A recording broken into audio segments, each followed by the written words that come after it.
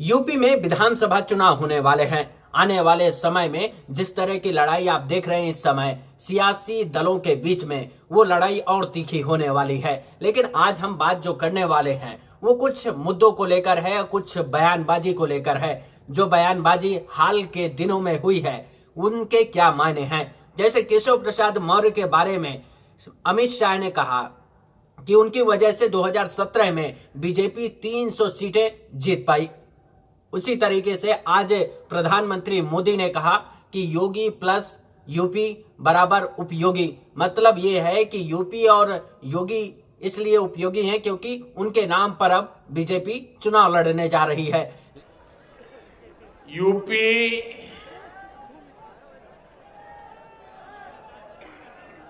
UPYOGI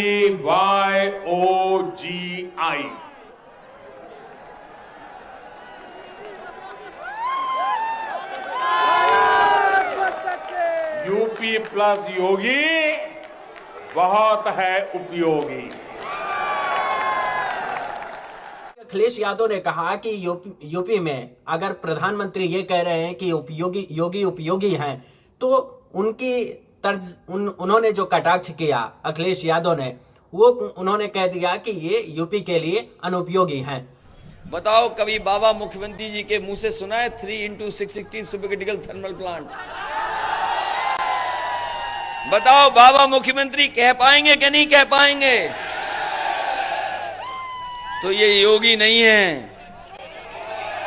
नहीं नहीं नहीं नहीं, ये योगी नहीं है, उत्तर प्रदेश के लिए अनुपयोगी हैं। बताओ अनुपयोगी हैं कि नहीं हैं? जिन्होंने बिजली का बिल बढ़ा दिया हो वो अनुपयोगी हैं कि नहीं हैं? और जो अन्यदेशकों की अभी तक कोई मदद न की हो वो योगी नहीं, वो अनुपयोगी हैं। जिन्होंने बिजली का बिल बढ़ाया वो कौन है? और जिनके सांड खेतों में घूम रहे हैं वो कौन है? लखनऊ में निषाद पार्टी की रैली हो रही थी। उस रैली में योगी आदित्यनाथ भी शामिल हुए और गृह मंत्री अमित शाह भी शामिल हुए। लेकिन गृह मंत्री अमित शाह के बयानबाजी का मतलब समझिए कि जैसे ही उन्होंने अपने भाषण की शुरुआत की वैसे ही उन्होंने क्या कहा। सबसे पहले उन्होंने कहा कि केशव प्रसाद मौर्य की बदौलत ही यूपी में 2017 के चुनाव में वो 300 सीटें पार कर पाए। यूपी में 300 सीटों के साथ भारतीय जनता पार्टी की सरकार बनी थी। ऐसे श्री केशव प्रसाद मौर्य जी, हमारे प्रदेश अध्यक्ष स्वतंत्र देव सिंह जी, आज जिनके बुलावे पर मैं इस विशाल रैली में आया हूं। इसका मतलब ये है कि यूपी में समाजवादी पार्टी को अगर हराना है तो केशव प्रसाद मौर्य को आगे बढ़ाना होगा।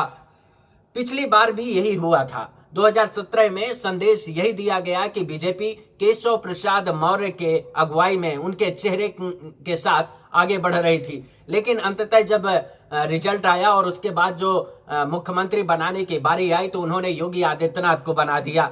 यही कारण है कि आज प्रधानमंत्री मोदी ने यूपी प्लस योगी बराबर उपयोगी का नया नारा दिया, ताकि एक तरह से ये भी संदेश चला जाए कि योगी के साथ उनकी पार्टी खड़ी है, योगी के साथ प्रधानमंत्री खड़े हैं और उनके चेहरे पर ही चुनाव लड़ा जाएगा। लेकिन दूसरी तरफ अमित शाह ये भी एक तरह से कह रहे हैं उसका श्रेय सिर्फ ये केशव प्रसाद मौर्य को इसलिए दिया गया ताकि ओबीसी समाज जो है वो एक तरह से समाजवादी पार्टी की तरफ जो खिसकता हुआ दिखाई दे रहा है वो कहीं ना कहीं बीजेपी की तरफ फिर से लौट कर आए। तो मानकर चलिए ये लड़ाई और तीखी होगी क्योंकि आने वाले समय में जो जिस तरह का सियासी समीकरण बनता दिखाई दे रहा है, जिस तरह से बयानबाजी तेज होती जा रही है, उनके कई मायने हैं। निषाद समुदाय का योगी आदित्यनाथ ने जिक्र किया। उन्होंने कहा कि 2019 के चुनाव में जब पार्टी के साथ बीजेपी के साथ कोई नहीं था तब निषाद पार्टी थी और उस समय दुनिया का सबसे बड़ा गठबंधन बुआ और बबुआ का गठबंधन भी बन गया था, लेकिन भारतीय जनता पार्टी और निषाद पार्टी के गठबंधन ने इस महागठबंधन को पूरी तरह ध्वस्त करके उत्तर प्रदेश में पुनः माननीय श्री अमित शाह जी की रणनीति के तहत भारी बहुमत प्राप्त किया था।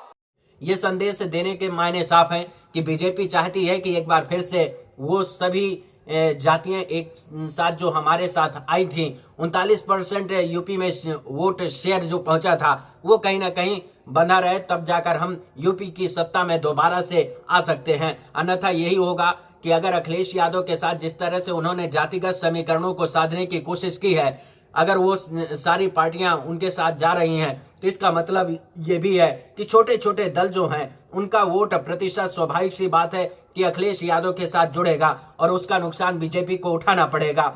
पिछली बार ऐसा नहीं हुआ था, ज्यादातर छोटी छोटी पार्टियां बीजेपी के साथ खड़ी हो गई थी, इस वजह से बीजेपी का जो वोट प्रतिशत है। और दूसरी बात यह भी थी कि प्रधानमंत्री की एक लोकप्रियता भी थी, लोग चाहते भी थे कि बीजेपी आए। और तीसरी बात यह थी कि केशव प्रसाद मौर्य के चेहरे पर चुनाव लड़ा जा रहा था जो ओबीसी से आते हैं। इसका मतलब ये है कि एक ओबीसी समुदाय जो है वो ये चाहता था, वो जानता था कि केशव प्रसाद मौर्य को अगर मुख्यमंत्री बनाएंगे तो उनके समुदाय से एक मुख्यमंत्री होगा। लेकिन हुआ क्या कि बीजेपी ने मुख्यमंत्री योगी आदित्यनाथ को बनाया और उनको उप मुख्यमंत्री बना दिया, एक तरह से साइडलाइन कर दिया। तो ये सारे संदेश हैं जो एक तरह से बीजेपी के खिलाफ जा रहे हैं, क्योंकि केशव को किनारे किया गया। अब जरूरत के हिसाब से फिर से एक बार ये संदेश दिया गया कि 2017 में केशव प्रसाद मौर्य जो हैं वो बीजेपी के लिए कितने अहम थे। तो यूपी का चुनाव जो है वो आगे भी हम देखते रहेंगे, बताते रहेंगे आपको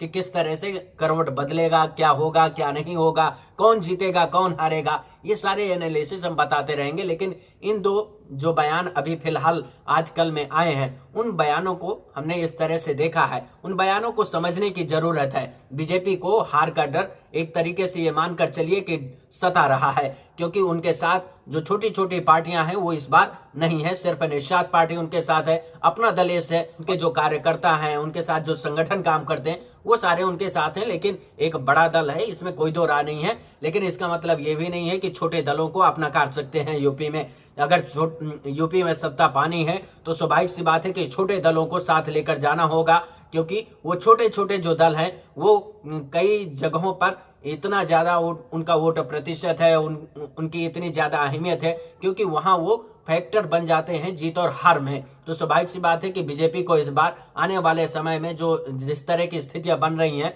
वो स्थितियां बीजेपी के लिए अच्छी तो नहीं है। नमस्कार।